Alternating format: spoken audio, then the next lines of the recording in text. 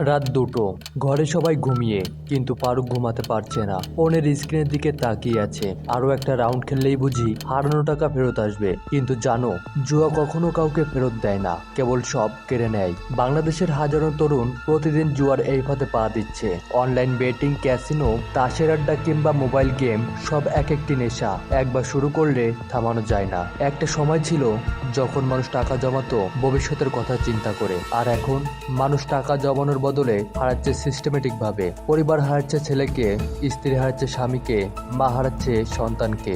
এই জুয়ার নেশায় আমি সব হারিয়ে ফেলেছি, চাকরি, পরিবার, বন্ধু বান্ধব। আজ আমি একা। শুরুটা করেছিলাম মজা করে, চেষ্টা করলাম কান্নায়। বাংলাদেশে জুয়া অবৈধ, তবু দিনে দিনে এর বিস্তার বেড়েই চলেছে। কারণ মোবাইলের সহজলভ্যতা, তরুণীদের বেকারত্ব ও হতাশ, চটজলদি ধনী হই, এই মানসিকতা।